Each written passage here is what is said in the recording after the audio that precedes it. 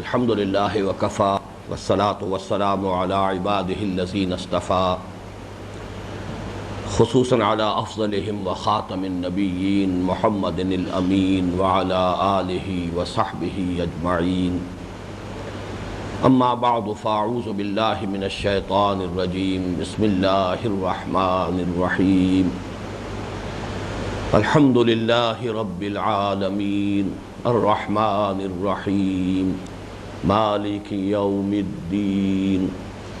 ایاک نعبد و ایاک نستعین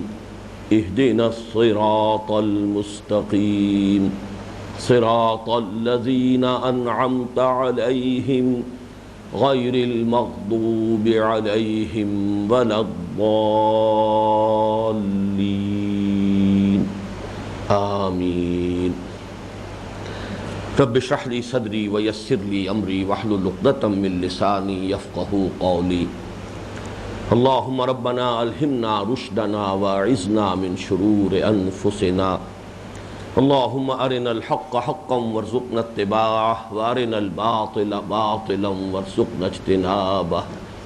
اللهم اهدنا فيمن هديت وعافنا فيمن عافيت وتولنا فيمن توليت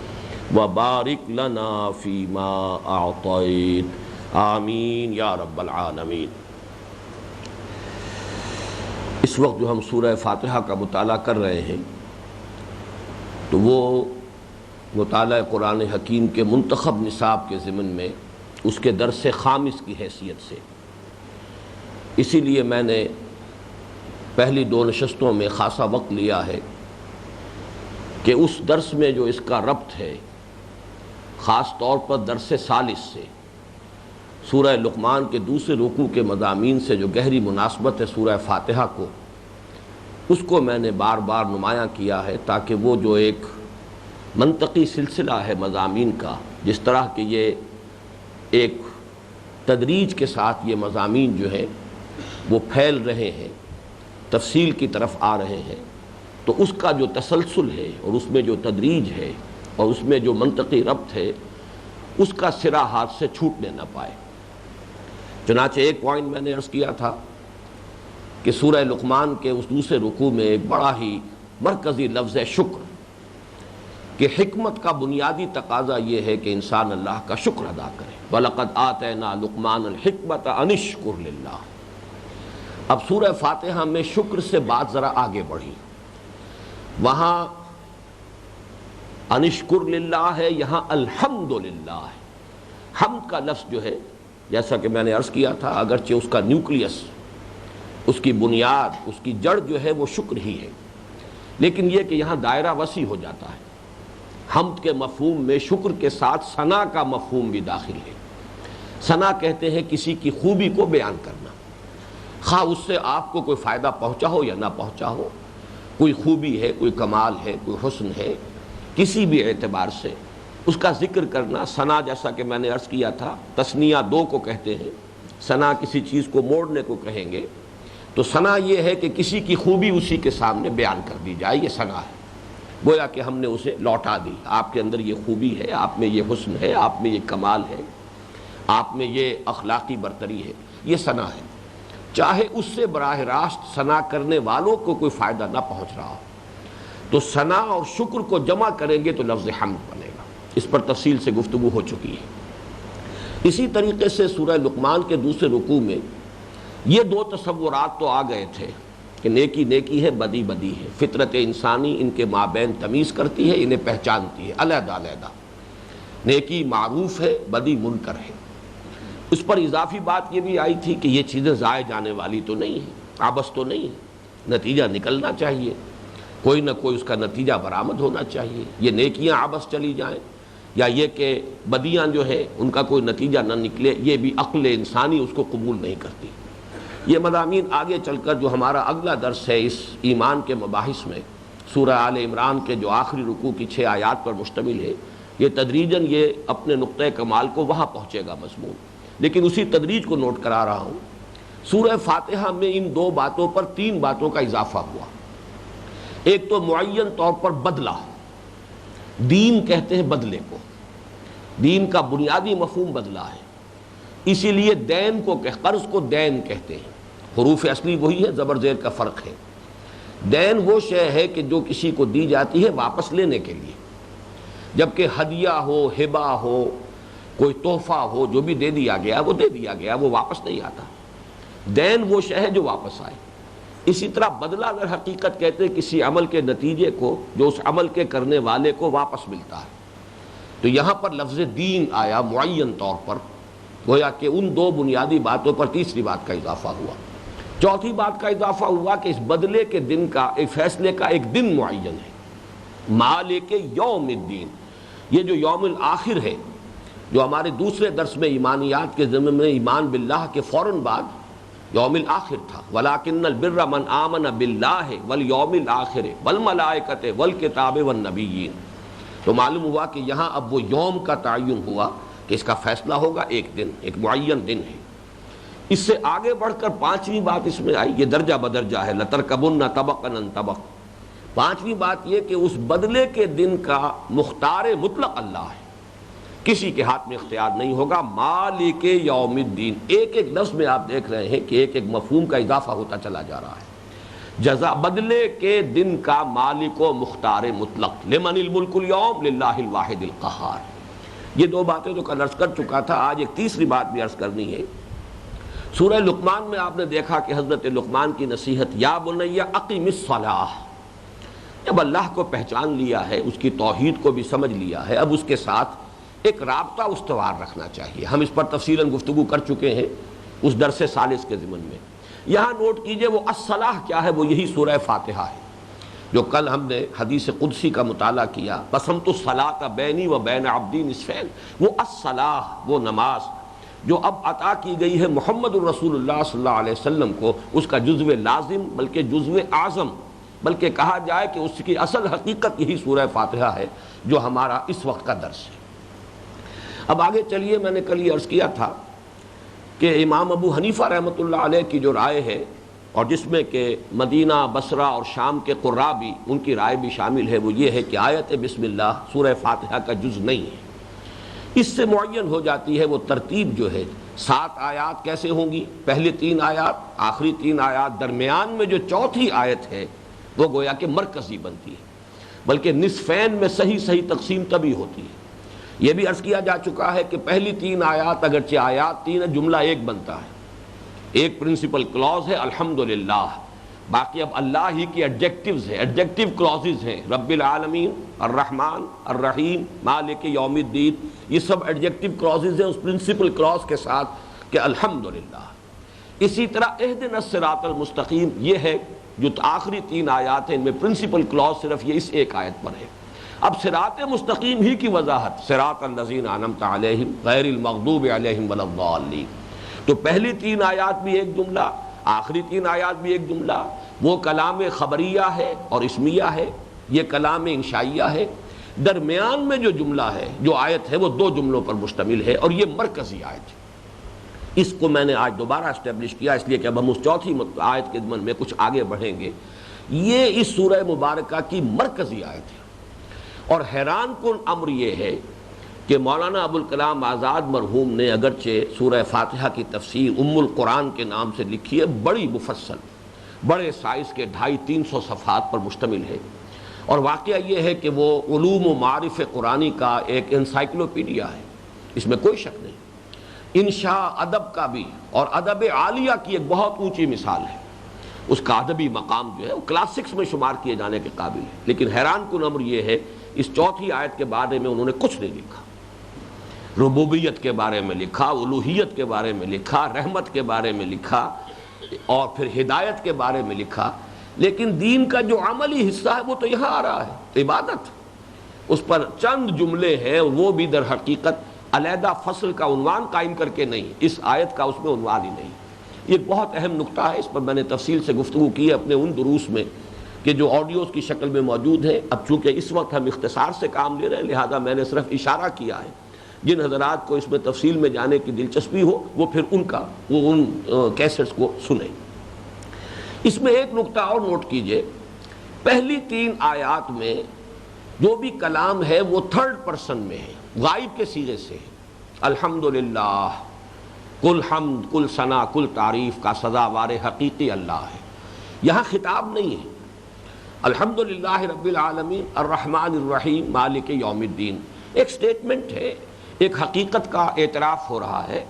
لیکن اس میں خطاب نہیں ہے، ایک غیاب کی سی کیفیت ہے کہ جیسے یہ تھرڈ پرسن میں صیغہ غائب میں بات ہو رہی۔ اب یہاں پر رنگ بدل، ایاک نعبد و ایاک نستعین، اب یہاں خطاب ہے۔ یہاں در حقیقت بنیادی جو ہے اسلوب کا فرق واقع ہو رہا ہے، اور یہاں بھی صرف اس وقت میں حوالہ دینے ہی پر اکتفا کروں گا۔ علامہ اقبال کے خطبات میں غالباً چوتھا جو خطبہ ہے، meaning of prayer in Islam, اس پریئر کی اصل حقیقت یہ اس میں خطاب ہوتا ہے، ورنہ الحمدللہ الحمدللہ الحمدللہ تسبیح کیجئے آپ، یہ ذکر تو ہو گیا، اس میں خطاب نہیں ہے، کلام نہیں ہے، مکالمہ اور مخاطبہ نہیں ہے۔ سبحان اللہ سبحان اللہ سبحان اللہ ایک حقیقت ہے جس کا آپ بار بار اسے ریپیٹ کر رہے ہیں، اس کی تکرار کر رہے ہیں، اس میں خطاب نہیں ہے۔ جبکہ اصل جو نماز ہے یا اصل پریئر ہے، اصل دعا ہے، جس کے بارے میں کہ اقبال نے الفاظ استعمال کیے ہیں کہ وہ جو محدود انا ہے، انائے صغیر ہے، اور وہ جو انائے کبیر ہے، دی بگ آئی ایم، وہ اللہ، اننی انا اللہ لا الہ الا انا، دی بگ آئی ایم، یہ الفاظ جو اقبال نے استعمال کیے۔ ایک چھوٹا سا انا ہمارے اندر بھی ہے، ہم بھی اپنے اندر ایک محسوس کرتے ہیں، میں، ہماری ایک انا ہے، ہماری ایک خودی ہے۔ یہ چھوٹی خودی اس بڑی خودی کے روبرو ہو کر، آمنے سامنے ہو کر خطاب کر رہی ہے۔ یہ ہے در حقیقت جس کی بنیاد پر حضور نے فرمایا ہے کہ الصلاۃ معراج المومنین، ورنہ باقی جو یہ حصہ ہے اس میں در حقیقت معراج والا پہلو نہیں ہے، وہ تو ایک ذکر ہے، اللہ کی حمد ہے، اللہ کی ثنا ہے، جیسے کہ ہم نے کل پڑھا اس حدیث قدسی میں، حمدنی عبدی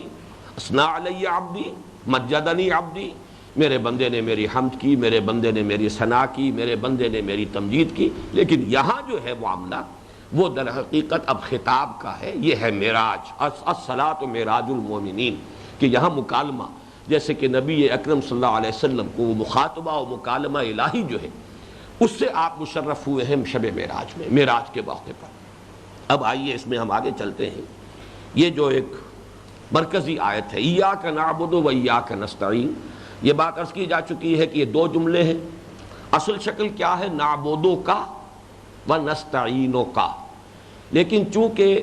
نعبدو کا مطلب ہوگا ہم تیری بندگی کرتے ہیں یا تیری بندگی کریں گے،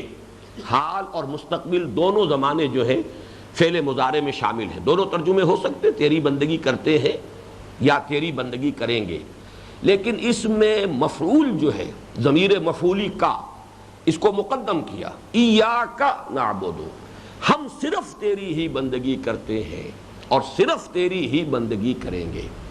وَإِيَّاكَ نَسْتَعِينُ، نستعینوں کا کی بجائے صرف تجھ ہی سے مدد مانگتے ہیں اور صرف تجھ ہی سے مدد مانگیں گے۔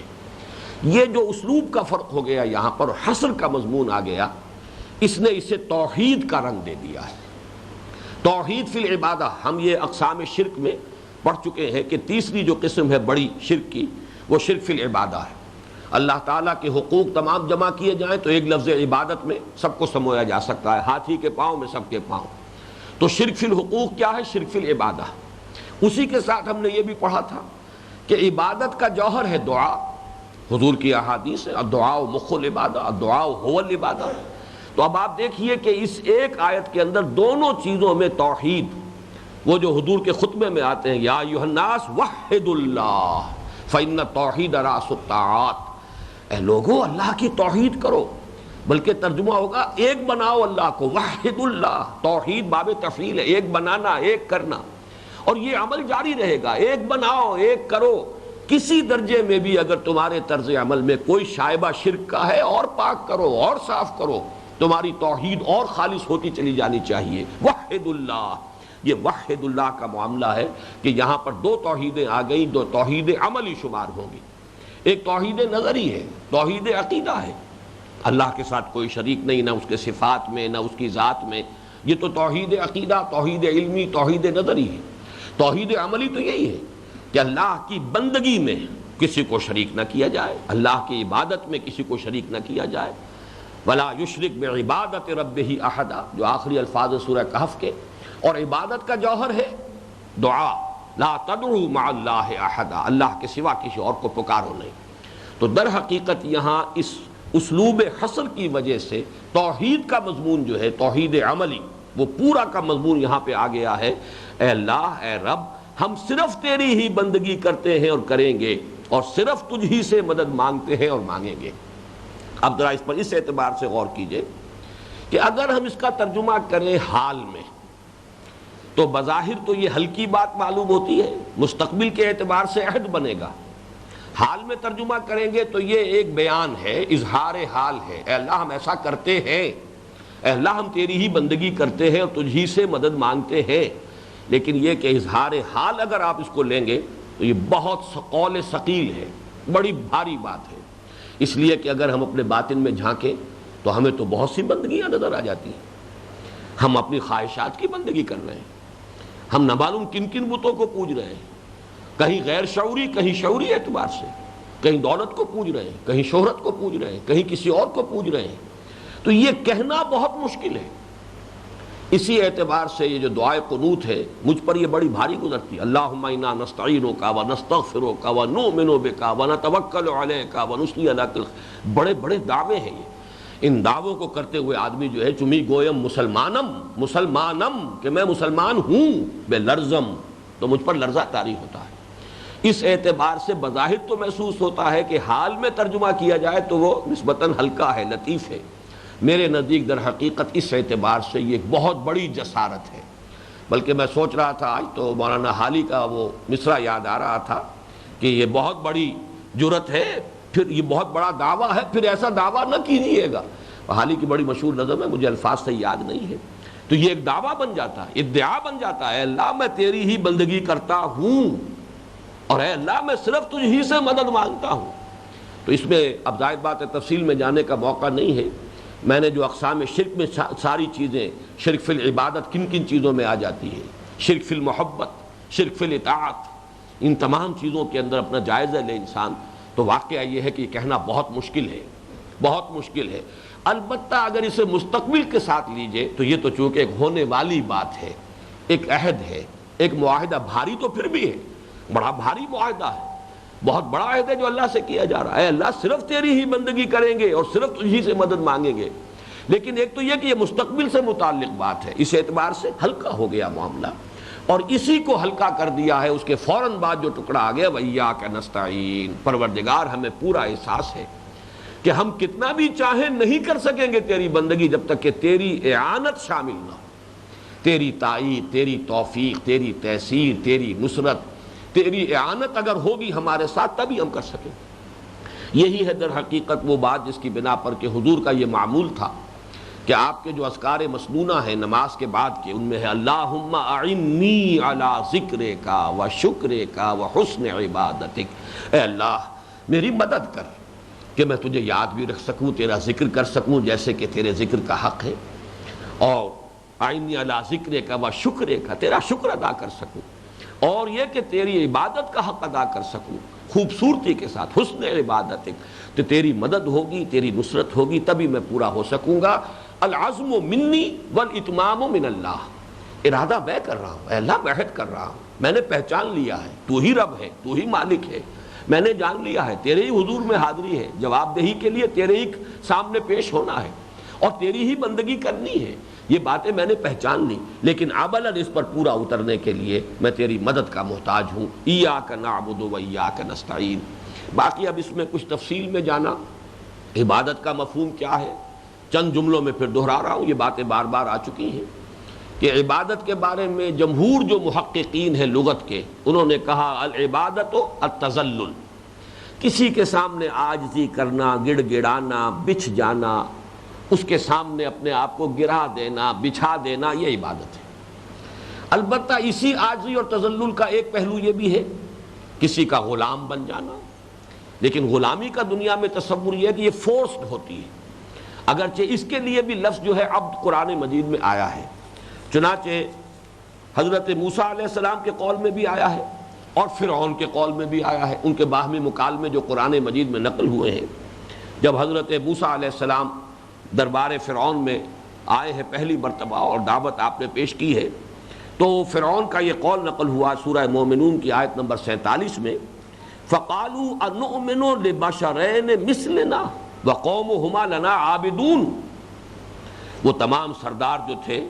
فرعون کی قوم کے، انہوں نے کہا کیا ہم اپنے جیسے دو انسانوں کی بات مان لیں، اور جبکہ ان کا حال بھی یہ ہے، اپنے سٹیٹس میں وہ ہم سے کہیں کمتر ہے، ان کی قوم تو ہماری غلام قوم ہے۔ اب ظاہر بات ہے کہ یہاں وہ غلام قوم جو ہے وہ غلام تو تھی، لیکن ظاہر بات ہے کہ وہ تو فورسڈ غلامی تھی، جبری غلامی تھی، وہ کوئی پرستش اس معنی میں نہیں کرتے تھے ان کی، جس معنی میں کہ کسی معبود کو پوجا جاتا ہے اس کی پرستش کی جاتی ہے، لیکن خالص غلامی کے لیے بھی لفظ، اسی لیے غلام کے لیے لفظ عبد آتا تھا، اگرچہ حضور نے پھر روکا ہے کہ نہ کہا جایا کرے کسی کا غلام، کسی کا عبد نہ کہا جائے، یہ لفظ استعمال نہ کیا جائے، یہ اللہ تعالیٰ ہی کے ساتھ جو ہے اس کی مناسبت ہے، لیکن یہ کہ وہاں تو یہ معروف لفظ تھا۔ اسی طریقے سے سورہ شعراء کی آیت نمبر 22 میں حضرت موسیٰ کا قول آیا ہے کہ جب فرعون نے کہا کہ تم وہی نہیں ہو، الم نربک فینا ولیدا،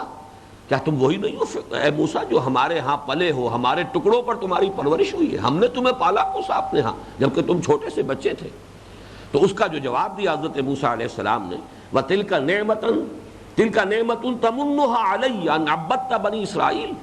یہ تیرا وہ انعام و احسان ہے جو مجھ پر جتلا رہا ہے، اس کے باوجود کہ تو نے بنی اسرائیل پوری قوم کو جو ہے غلام بنا لیا اپنا، صرف اس قوم میں سے ایک فرد کو اگر اپنے محل کے اندر رکھ کر پال دیا تو یہ احسان تو تجھے یاد ہے، لیکن یہ کہ یہ تجھے اپنا ظلم اور جور جو ہے وہ یاد نہیں۔ ان عبدت بنی اسرائیل، یہ گویا کہ باب تفعیل سے آیا تعبید، کسی کو غلام بنا لینا، زبردستی اہتمام کے ساتھ بنی اسرائیل کو غلام بنایا۔ اب اس سے تیسرے درجے میں آئیے، ہمارے ہاں جو عام تصور عبادت کا ہے، جو اس وقت عوام کا ہے، اور اس میں اضافہ کر رہا ہوں کہ ہمارے مذہبی طبقات کی اکثریت کا تصور بھی تاحال وہیں تک محدود ہے، اور وہ کچھ مراسم عبودیت تک ہے، عبادت بجا لانے کا، یعنی اظہار عجز کے لیے انسان کیا کرتا ہے، اگر کسی ہستی کی عظمت کا اقرار کرنا ہو، اعتراف کرنا ہو، اپنی عاجزی کا اس کے سامنے اقرار کرنا ہو، کیا کرے گا؟ اس کے لیے قنوت ہے، جھک کر کھڑے ہو جانا، ہاتھ باندھ لیا تو اور بھی زیادہ ہو گیا اپنی عاجزی کا اظہار، اس کے سامنے رکوع کر دینا، اس کے سامنے سجدہ کر دینا، اس کی تسبیح و تحمید کرنا۔ اب یہ تمام چیزیں کیا؟ اظہار تذلل، اپنی عاجزی کا اظہار۔ تو مراسم عبودیت در حقیقت اسی کا نام ہے۔ ہر شے کے لیے کوئی نہ کوئی ظاہری شکل تو چاہیے، رسم کہتے ہیں رسم الخط قرآن مجید کا، کہ جو اس کے الفاظ کو لکھنے کے لیے کوئی شکل تو ضروری ہے، حروف کی کوئی صورت ہے، اور یہی لفظ آیا اس حدیث میں جس میں کہ حضور نے فرمایا ہے کہ جو فتنے کی شدت ہوگی اس درجے کو کہ لا یبقى من الاسلام الا اسمہ ولا یبقى من القرآن الا رسمہ، ایک وقت آئے گا کہ اسلام میں سے سوائے اس کے نام کے کچھ نہیں بچے گا، اور قرآن میں سے سوائے اس کی رسم کے کچھ نہیں بچے گا، مراد رسم الخط، حروف رہ جائیں گے، معانی جو ہے وہ نہیں رہیں گے، ڈھونڈو گے، ڈھونڈ اب ان کو چراغ رخ زیبا دے کر وہ معانی کہیں عالم واقعہ میں نظر نہیں آئیں گے، ہاں الفاظ میں لکھے ہوئے رسم الخط ہے۔ تو یہ مراسم عبودیت جو ہے یہ بھی یقیناً عبادت کا جز ہے، ان میں بھی توحید کی شان ہے، سجدہ کسی اور کو نہیں ہوگا اللہ کے سوا، جس پر کہ میں نے عرض کیا تھا کہ شیخ احمد سرہندی رحمۃ اللہ علیہ اسی پر ٹکرا گئے، ایک عظیم سلطنت کے ساتھ، گردن نہ جھکی جس کی جہانگیر کے آگے، جس کے نفس گرم سے ہے گرمی احرار۔ تو ان تمام میں بھی، لیکن یہ کہ اس میں آگے بڑھانا ہوگا ان تمام چیزوں کو شامل کر کے، یہ عبادت کے جو مطلوب ہے اور جس کا ہم عہد کر رہے ہیں یا جس کا اظہار کر رہے ہیں کہ اللہ ہم تیری ہی بندگی کرتے ہیں، اور عہد کر رہے ہیں اللہ تیری ہی بندگی کریں گے، اس عبادت میں یقیناً یہ مراسم عبادت بھی شامل ہے، اس میں اظہار عجز و تذلل جو ظاہری بھی ہو باطنی بھی ہو، اسی لیے کہا گیا ہے والذین هم فی صلاتہم خاشعون، پورا وجود جو ہے جھکا ہوا ہو۔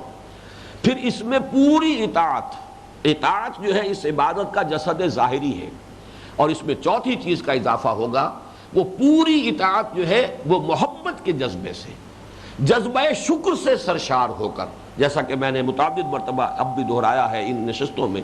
کہ در حقیقت جذبہ تشکر ہی ہے جو جذبہ عبادت کی شکل اختیار کرتا ہے، اس لیے کہ شکر کا تقاضا یہ ہے کہ جس نے آپ کے ساتھ کوئی بھلائی کی ہے آپ بھی اس کے ساتھ کوئی بھلائی کیجئے، هل جزاء الاحسان الا الاحسان۔ اب اگر تو وہ کوئی ایسی ہستی ہے جس کو آپ کوئی بدلہ دے سکے تو آپ نے بدلہ کر دیا، آپ کے ذہن پر کوئی بوجھ نہیں رہے گا،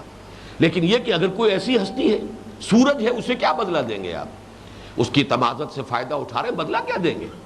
لہذا اس کے سامنے ایک سر جھکا دیجئے، سجدہ کیجئے سورج کو۔ اسی طریقے سے اس سے اور بہت اونچا لے جائیے، اللہ کو کیا بدلہ دیں گے آپ؟ اللہ کے سامنے تو جھک جانا ہے، عبادت ہے، اس کے ہر حکم کو بلا چون و چرا مان لینا ہے۔ البتہ یہ جذبہ تشکر پھر یہ اور آگے بڑھے اور ایک محبت کی شکل اختیار کرے، والذین آمنوا اشد حبا للہ۔ تو روح عبادت محبت خداوندی، اور جسد عبادت اللہ کی اطاعت بلا چون و چرا پوری زندگی میں۔ ہاں خطا ہو جائے، بربنائے طبع بشری، بھول ہو گئی، چوک ہو گئی، جذبات کی رو میں آدمی بہہ گیا، ماحول کے زیر اثر کوئی غلط حرکت سرزد ہو گئی، تو یہ ہے کہ فوراً توبہ کر۔ انما التوبۃ علی اللہ للذین یعملون السوء بجہالۃ ثم یتوبون من قریب۔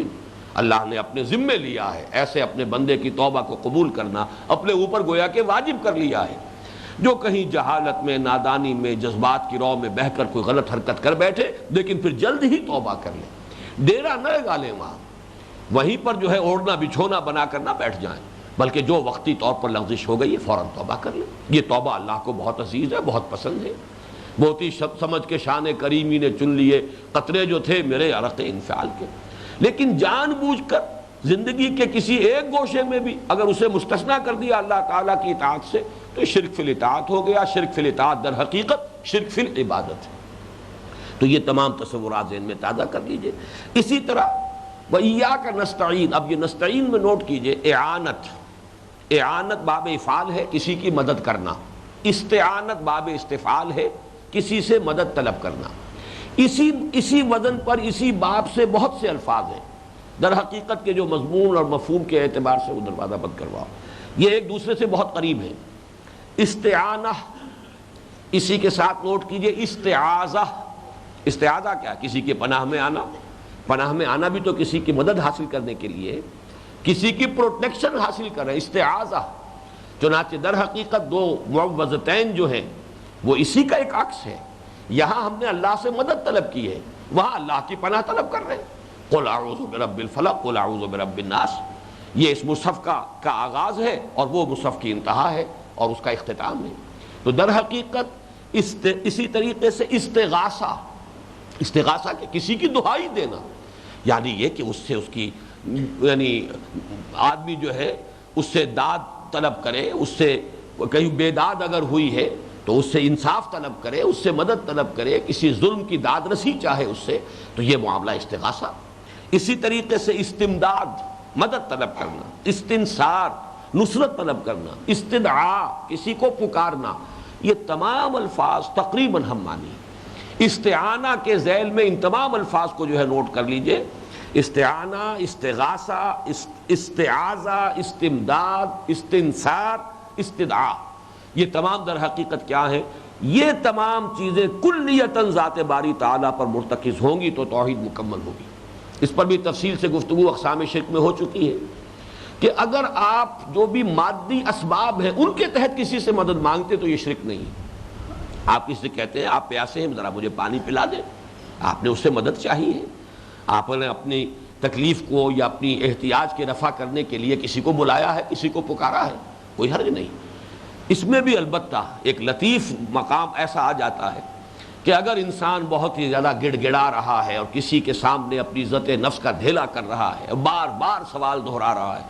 تو گویا کہ اس بات کا اس کے اندر امکان پیدا ہو جاتا ہے کہ شاید وہ شخص یہ سمجھتا ہے کہ یہی شخص ہے کہ جو قادر ہے میری ضرورت کو پورا کرنے پر۔ تو ایک انداز میں گہرائی میں جا کر یہاں بھی شرک کا رنگ پیدا ہو جائے گا۔ میں نے ایک بزرگ کا قول آپ کو سنایا تھا کہ ایک مرتبہ کسی سے کوئی بات کہنا کہ میرا یہ کام ہے آپ کر دیجئے،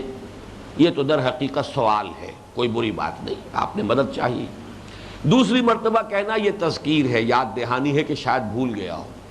تیسری مرتبہ کہتے تو در حقیقت اس میں شرک کی بو آنی شروع ہو جاتی،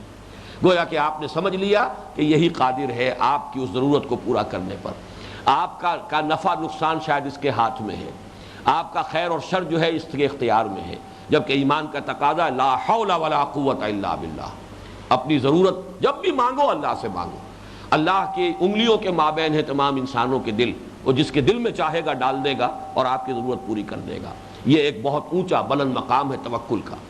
لیکن یہ تو معاملہ ہوا اس میں کہ جو کسی ظاہری جو دنیاوی اسباب ہیں، مادی اسباب و وسائل کے ذریعے سے کسی سے کچھ مانگنا، لیکن یہ کہ ماورائی انداز میں کسی سے کچھ بھی طلب کرنا، غیر مرئی ہستی کو، غیر موجود ہستی کو پکارنا، یہ تو گویا کہ اس میں کسی شک و شبے کی گنجائش نہیں۔ لا تدعو مع اللہ احدا، وہ استغاثہ ہو، وہ استعانہ ہو، وہ استمداد ہو، وہ شیئا للہ ہو، کوئی بھی شکل اختیار کی جائے، وہ در حقیقت شرک ہے، اور وہ اس ایاک نستعین، صرف تجھ ہی سے مدد مانگتے ہیں۔ اس میں کچھ لوگ خام خواہ کا ایک مغالطہ اور خلط مبحث پیدا کرتے ہیں کہ سوال تو آپ کرتے ہی ہیں نا، لوگوں سے کہتے ہیں کہ میرا یہ کام کر دیجئے، مجھے پانی پلا دیجئے، تو کیا یہ استعانت نہیں ہوئی؟ استعانت ہے، لیکن یہ مادی اسباب و وسائل کے ذریعے، اس میں کوئی شرک کا معاملہ نہیں ہے، الا یہ کہ وہ بات ہو جائے جو میں پہلے بیان کر چکا، عام حالات میں شرک نہیں، لیکن ایک غیر مرئی غیبی انداز میں اور ماورائی انداز میں مادی اسباب و وسائل سے بالا تر کسی سے کچھ مانگنا، طلب کرنا، مدد مانگنا، استغاثہ، دہائی دینا، استعانت کرنا، یہ لازماً شرک ہے، اور وہ ایاک نستعین کے منافی ہے۔ اب آگے چلیے، اب آخری حصہ رہ گیا اہدنا الصراط المستقیم۔ یہاں سے میں نے عرض کیا تھا کہ یہ کلام کی دوسری قسم شروع ہوئی۔ اب تک کلام خبریہ تھا، کلام خبریہ اس میں جملہ اسمیہ بھی آ گیا اور جملہ فعلیہ بھی آ گیا۔ کلام انشائیہ کچھ طلب کرنا، کسی سے کچھ مانگنا، کسی کو کوئی حکم دینا، امر اور نہیں یا تمنا، یہ مختلف چیزیں جو ہے یہ کلام انشائیہ ہے۔ تو کلام انشائیہ میں یہاں جو آ رہا ہے اہدنا الصراط المستقیم، اے اللہ ہمیں ہدایت دے سیدھے راستے کی، اس راستے کی جو بالکل سیدھا ہے۔ جیسا کہ میں نے عرض کیا ہے، یہ ہے پرنسپل کلاس، اور اس کے تابع ہے اب اس سیدھے راستے کو منفی اور مثبت دو اعتبارات سے ڈیفائن کیا جا رہا ہے۔ صراط الذین انعمت علیہم، یہاں صراطہ پر زبر آیا ہے، کیوں آیا ہے؟ کہ یہ اس صراطہ کا بدل آ رہا ہے، اہدنا الصراط المستقیم، پوائے پر وہاں پر بھی زبر ہے، یہاں پر بھی آیا ہے، یہ اس کا بدل ہے۔ راستہ ان کا جن پر تو نے انعام فرمایا، غیر المغضوب علیہم ولا الضالین، جو نہ مغضوب ہوئے اور نہ گمراہ ہوئے۔ اس کے بارے میں ذرا ایک نحوی اشکال ہے، وہ میں بعد میں عرض کروں گا، لیکن ابھی تو اصولی طور پر سمجھیے کہ ہدایت جو ہے اس کو دو اعتبارات سے سمجھ لیجئے۔ ہدایت کے ایک تو ہے مراحل اور ایک ہے ہدایت کی قسمیں۔ ہدایت کے مرحلے جو ہے وہ بے شمار ہیں، موٹے موٹے اگر ہم بیان کریں گے، کسی کو کوئی صحیح بات بتا دینا یہ بھی ہدایت ہے، سیدھا رستہ صرف بیان کر دینا، اس کو ڈسکرائب کر دینا یہ بھی ہدایت ہے، اس سیدھے رستے کی طرف باقاعدہ اشارہ کر دینا یہ بھی ہدایت کا اگلا قدم ہو جائے گا، اس سیدھے رستے پر انگلی لے کر کسی کو انگلی پکڑ کر چلانا یہ بھی ہدایت ہے، اور منزل مقصود پر پہنچا دینا یہ بھی ہدایت ہے۔ اس کی سادہ سی مثال ہے کہ کوئی شخص آپ سے کوئی پتہ پوچھ رہا ہے، کوئی اجنبی ہے، آپ کے محلے میں آیا ہے، آپ کے شہر میں آیا ہے، کوئی ایڈریس ہے۔ اب ایک تو یہ کہ آپ بتاتے ہیں کہ فلاں طرف جاؤ، فلاں سڑک، فلاں چوک، وہاں سے مڑنا، پھر بائیں پھر دائیں وغیرہ وغیرہ، آپ نے لمبا چوڑا لیکچر دے دیا، آپ فارغ ہوئے، آپ نے اس کی درخواست پوری کر دی، یہ بھی یقیناً آپ کا ایک کام ہے، آپ نے خدمت کی ہے، یہ بھی ایک ہدایت ہے، رہنمائی آپ نے کر دی ہے، رہنمائی ہے۔ ایک یہ ہے کہ اب آپ اس کو لے کر چلیں اور آپ نے اس کو آخری درجے میں منزل مقصود پر پہنچا دیا، یہ ہے بھئی وہ آپ کا مطلوب مکان، مطلوب مقام، اور یہاں تک پہنچا دیا۔ تو یہاں سے لے کر وہاں تک ہدایت جو ہے ان تمام مراحل کو کور کر رہی ہے۔ اس اعتبار سے ایک اہم نقطہ ہے جو نوٹ کر لیجئے، یہ ہدایت ایک لائف لانگ پروسیس ہے، ایسا نہیں ہے کہ کسی مرحلے پر بھی آ کر یہ ختم ہو گئی یا پوری ہو گئی۔ اس ہدایت کا انسان محتاج رہے گا مرنے تک، ورنہ یہ ہے کہ انسان کے سامنے ایک اشکال آ سکتا ہے کہ ایک شخص کو ایمان بھی میسر آ گیا، قرآن پر بھی یقین رکھتا ہے، نیک راستے پر بھی چل رہا ہے، پھر بھی کہہ رہا ہے اہدنا الصراط المستقیم۔ اگر ہدایت صرف راستہ بتانا ہوتا، اگر ہدایت صرف راستہ دکھانا ہوتا تو وہ تو اللہ نے بتا دیا، دکھا دیا، پھر یہ نماز کی ہر رکعت میں اہدنا الصراط المستقیم، جیسے کہ حضرت ابراہیم دعا کر رہے ہیں 100 برس کی عمر میں بھی، ربنا وجعلنا مسلمین لک ومن ذریتنا امۃ مسلمۃ لک، سارے مراحل طے کر آئے ہیں، سارے کٹھن سے کٹھن تر امتحانات جو ہے ان سب سے گزر آئے، سب میں کامیاب ہو گئے۔ وَإِذِ ابْتَلَىٰ إِبْرَاہِیمَ رَبُّهُ بِکَلِمَاتٍ فَأَتَمَّهُنَّ، پھر بھی دعا ہے، اس لیے کہ یہ دعا اس وقت کی ہے جب کہ خانہ کعبہ کی تعمیر کر رہے ہیں باپ بیٹا۔ بیٹا بھی یقیناً اس عمر کو پہنچ چکا ہے کہ باپ کے ساتھ اس تعمیر کے کام میں اسسٹ کر رہا ہے، مدد کر رہا ہے، تو وہ تقریباً 100 برس کی عمر حضرت ابراہیم کی بنتی۔ ربنا وجعلنا مسلمین لک، مرتے دم تک انسان محتاج ہے کہ اللہ تعالیٰ سے ہدایت اور استقامت، اور اس میں اور اضافہ، جیسے کہ سورۃ الضحیٰ میں آیا ہے کہ جیسے فرمایا کہ ہر آنے والا لمحہ وَلَلْآخِرَةُ خَيْرٌ لَكَ مِنَ الْأُولَىٰ، تو یہ ترقی درجہ بدرجہ ہوتی چلی جائے گی، علم میں، معرفت میں، گہرائی میں، گہرائی میں، وسعت میں ترقی ہوتی چلی جائے گی۔ لہذا گویا کہ زندگی کے آخری سانس تک اہدنا الصراط المستقیم، اے رب ہمارے ہدایت دے، ہمیں ہدایت بخش، ہمیں چلا یہاں تک کہ ہمیں منزل مراد تک پہنچا دے، منزل مقصود تک پہنچا دے۔ چنانچہ یہی الفاظ ہیں جو اہل جنت کا جو ترانہ حمد ہوگا، کل میں نے آپ کو گنوائے تھے کہ حمد کا لفظ کہاں آتا ہے، جہاں لفظ شکر آنا چاہیے وہاں لفظ حمد آتا ہے، اس لیے کہ حمد کا اصل جو نیوکلیس ہے مشہور ہے۔ الحمدللہ الذی وہب لی علی الکبر اسماعیل و اسحاق، الحمدللہ الذی اطعمنا وسقانا وجعلنا مسلمین، الحمدللہ الذی اذهب عنی العزا وعافانی، الحمدللہ الذی احیانی بعدما اماتنی۔ اسی طریقے سے جب جنت میں داخل ہو جائیں گے اہل جنت، الحمدللہ الذی ہدانا لہذا وما کنا لنہتدی لولا ان ہدانا اللہ، کل حمد، کل شکر، کل ثناء اس اللہ کی ہے جس نے ہمیں یہاں تک پہنچا دیا، اور ہم ہرگز پہنچ نہ پاتے، ہم ہدایت نہ پاتے، ہم اس منزل مقصود تک نہ پہنچ پاتے اگر اللہ ہی نے ہم کو ہدایت نہ دی ہوتی۔ تو ایک بات تو یہ نوٹ کیجئے کہ ہدایت کے درجات ہیں، اور انسان آخری سانس تک انسان اس کا محتاج ہے، اور اسی لیے یہ دعا جو ہے، یہ نماز، چونکہ وہ تو آخری اللہ تعالیٰ اس کی توفیق دے، ہمت دے۔ اگر انسان پر کوئی وقت موت سے پہلے ایسا گزرتا ہے کہ اس کے ہوش و حواس نہ رہے تو بات دوسری ہے، ورنہ آخری وقت تک نماز پڑھنی ہے۔ وہ نماز جو ہے اس کا جزو لازم ہے اہدنا الصراط المستقیم۔ اب دوسری بات اس میں نوٹ کیجئے، اور یہ اصل میں ہمارے اس منتخب نصاب میں جو مقام ہے اور جو محل ہے اس سورہ فاتحہ کا، اس کے اعتبار سے اہم ہے۔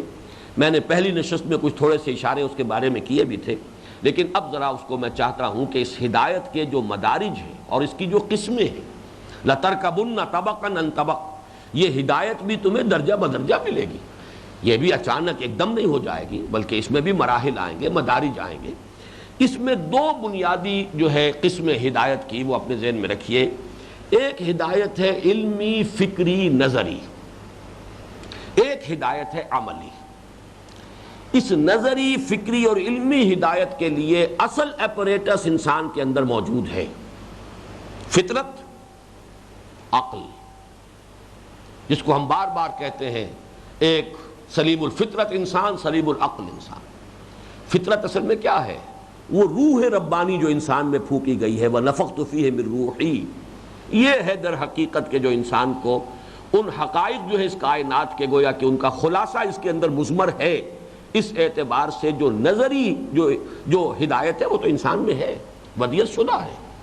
وہ تو روح جو ہے اس کے اندر وہ سارا کچھ، وہ معرفت موجود ہے، ڈورمنٹ ہے، یہ بات دوسری ہے۔ یہ ہمارے اس دوسرے حصے میں جو تیسرا درس آئے گا، سورہ نور کی جو آیات نور پر مشتمل ہے، وہاں جا کر یہ حقیقت زیادہ تفصیل سے کھلے گی۔ لیکن نوٹ کر لیجئے کہ یہ جو نظری علمی جو ہدایت ہے، اس کی اصل میں جو دو چیزیں ہیں بنیادیں وہ انسان میں ہیں، اصلاً فطرت سلیم، فطرت سلیمہ اور عقل سلیم۔ نبوت کے ذریعے سے اس میں کیا ہوتا ہے، یہ میں نے اس سے پہلے بھی کچھ عرض کیا تھا، لیکن نوٹ کیجئے۔ ایک تو یہ کہ نبوت کے ذریعے سے، وحی کے ذریعے سے، وحی نبوت یہ در حقیقت ایک ہی سلسلہ ہے، ایک وحدت کی حیثیت سے اسے سامنے رکھیے۔ ایک تو اس میں یقین کی گہرائی پیدا ہوتی ہے، عقل پہنچا دیتا ہے، چراغ راہ ہے، منزل نہیں۔ یقین کی بات ہونا چاہیے، ایسا ہونا چاہیے، عقل تقاضا کرتی ہے، کوئی ہونا چاہیے اور عالم جس میں انسان کو نیکی کا بدلہ اور بدی کی سزا مل جائے، چاہیے یا ہونا چاہیے، یہ ایک جگہ ہے، ایک مرحلہ ہے۔ ایک یہ کہ ہے، یہ ہے کا معاملہ ہے کہ جو انبیاء کرام کے ذریعے سے ہی لوگوں کو ملتا ہے، اور چونکہ انہیں مشاہدات کرائے جاتے ہیں، ان کے سامنے ان کے لیے وہ صرف ایمان بالغیب نہیں ہے، نبی کے لیے ایمان بالغیب نہیں ہے۔ کذالک نری ابراہیم ملکوت السماوات والارض، ملکوت سماوات والارض کا مشاہدہ کرایا جاتا ہے، شب معراج میں مشاہدہ کرایا گیا۔ اس اعتبار سے وہ ہوتے ہیں مجسم یقین، اور ان کے وجود سے یقین پھوٹتا ہے اور وہ متعدی ہوتا ہے اور پہنچتا ہے دوسروں تک، جیسے کہ بھٹی کے سامنے آپ بیٹھیں گے تو حرارت آپ کو ملے گی۔ یہ جو یقین کی گہرائی ہے، گہرائی ہے، یہ نبوت کے ذریعے سے ملتی ہے۔ اور نمبر 2، بعض ایسے امور ہیں جن تک عقل کی سرے سے رسائی ہے ہی نہیں۔ عقل تو جیسا کہ ہم نے اس درس ثالث میں دیکھا ہے، اللہ کو پہچان لے گی، منعم حقیقی کو پہچان لے گی، اس کی توحید کو پہچان لے گی، اس کے بعد یہ کہ جزا و سزا کچھ ہونا چاہیے، اعمال ضائع ہونے والے نہیں ہیں، یہاں تک پہنچ جائے گی۔ لیکن اب آگے یہ کہ بعث بعد الموت ہے، ایک دن آئے گا تمام انسان اکٹھے کیے جائیں گے، حشر و نشر ہے، حساب کتاب ہے، وضع الکتاب فتر المجرمین مشفقین مما فیہ، پھر یہ کہ وحی ہے، ملائکہ ہے، یہ تمام امور غیبی ہیں، ان تک رسائی کیا کوئی جو ہے ذریعہ عقل کے پاس نہیں۔ یہ تفاصیل جو ہے یہ ہمیں اس میں ملتی ہے نبوت کے ذریعے سے۔ تو ہدایت نظری، ہدایت علمی، ہدایت فکری، اس کے ضمن میں بنیادی شے انسان کے اندر اللہ نے ودیت کر کے دنیا میں بھیجا ہے۔ البتہ یہ کہ اس میں یقین کی گہرائی اور گہرائی، اور اس میں کچھ امور غیبی کی تفاصیل، یہ در حقیقت جو انبیاء کرام کے ذریعے ہی سے، وحی کے ذریعے ہی سے یہ امور جو ہے وہ انسان کو ان کی تفاصیل معلوم ہو سکتی ہے۔ اس کے بعد آتا ہے معاملہ عملی جو ہدایت ہے۔ عملی ہدایت کو بھی 2 حصوں میں تقسیم کیجئے، ایک انفرادی سطح پر، ایک اجتماعی سطح پر۔ انفرادی سطح پر تو انسان کا کانڈکٹ، اس کے لیے بھی یوں سمجھیے کہ فطرت کے اندر نیکی اور بدی کا شعور موجود ہے،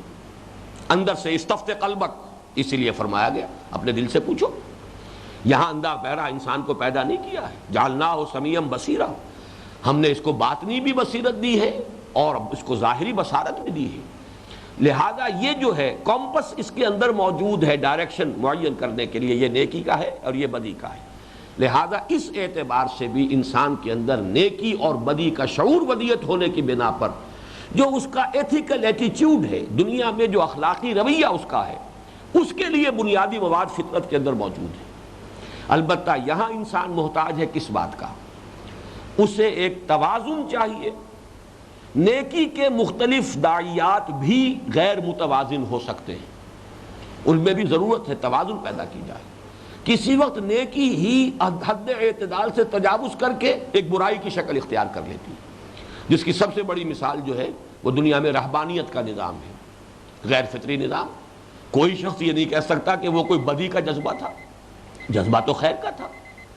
لیکن یہ کہ وہ جذبہ غیر معتدل ہو گیا، غیر متوازن ہو گیا، حد اعتدال سے تجاوز کر گیا، وہ فطرت انسانی کے بلکہ طبع انسانی کے تقاضوں کو اس نے نظر انداز کر دیا۔ نتیجہ یہ ہے کہ جب پھر طبع انسانی نے ریوولٹ کی تو چاروں شانے چت جو ہے گرے ہوئے نظر آئے اکثر و بیشتر لوگ، کہ بظاہر تجدد کی زندگی ہے اور بباطن عیاشی ہو رہی ہے، بدماشی ہو رہی ہے۔ تو یہ در حقیقت نیکی ہی کا جذبہ ہے جو غیر معتدل، غیر متوازن ہو کر بدی کی صورت اختیار کر رہا ہے۔ لہذا ایک متوازن ماڈل کی ضرورت ہے۔ یہ متوازن ماڈل ہے کہ جو نبوت کے ذریعے سے انسان کو مل سکتا ہے۔ لقد کان لکم فی رسول اللہ اسوۃ حسنہ۔ یہاں پر اب ایک حصہ باقی رہ گیا ہے ہدایت کا، اور وہ ہے اجتماعی معاملات میں ہدایت۔ اس پر انشاءاللہ آئندہ نشست میں گفتگو ہوگی۔ اقول قولی ھذا واستغفر اللہ لی ولکم ولسائر المسلمین والمسلمات۔